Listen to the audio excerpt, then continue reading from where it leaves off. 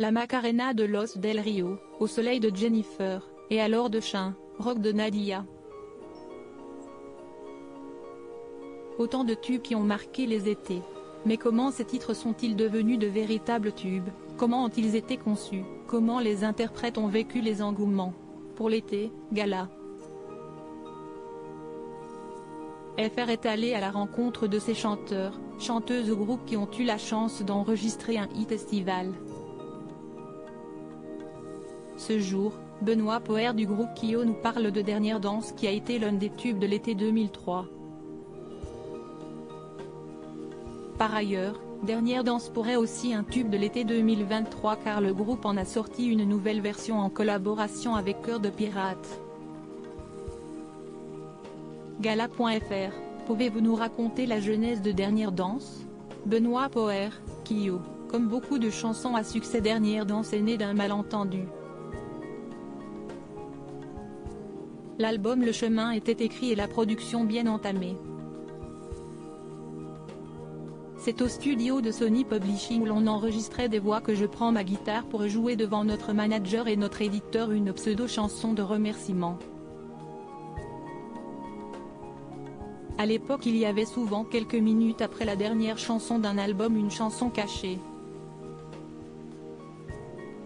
On était tellement reconnaissante envers les quelques personnes qui nous soutenaient et croyaient en nous contre vent et marée qu'on avait décidé de leur dédier une chanson cachée dans laquelle on les remerciait. Rétrospectivement j'imagine que ça devait être assez naïf mais très sincère. Toujours est-il que notre éditeur et notre manager en écoutant cette chanson se regardent et me disent « C'est très gentil, on est touché mais tu vas rentrer chez toi, enlever ces remerciements et écrire un vrai texte parce que la mélodie tue et cette chanson pourrait bien être un hit. » Un peu vexée je suis rentrée chez moi, j'ai écrit une chanson sur le vide qu'on ressent lors d'une séparation et c'est devenu Dernière Danse. Gala.fr, imaginiez-vous en enregistrant ce titre qu'il allait devenir le tube de l'été 2003? Benoît Poher, Kyo, on n'imagine jamais un tel succès.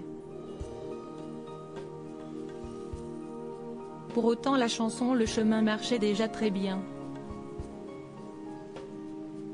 On a donc sorti Dernière Danse dans de bonnes conditions parce que les médias commençaient à croire en nous et le public adhérait.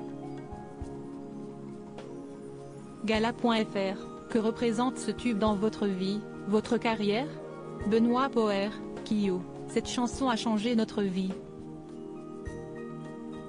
Non seulement elle a consolidé notre place dans le paysage musical francophone mais elle a surtout traversé les époques. Les gens la chantent encore en chœur de nos jours dans leurs soirées. Je les entends dans les rues quand les fenêtres sont ouvertes ou quand les murs sont fins. Généralement vers 2 ou 3 heures du matin.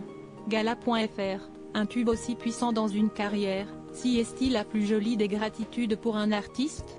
Benoît Poher, Kyo, c'est une chance inouïe parce qu'un artiste peut tout à fait avoir une belle carrière et vivre de sa musique sans avoir de vrais classiques. Avoir composé une chanson que les gens chantent encore 20 ans après c'est spécial, c'est le Graal.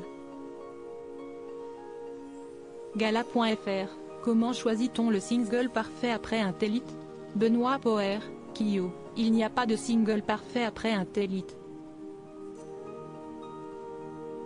Il vaut mieux choisir une chanson vraiment différente qui ne souffrira pas de la comparaison, c'est ce qu'on a fait avec Je cours. Gala.fr, pouvez-vous aujourd'hui ressentir une lassitude de chanter Dernière Danse?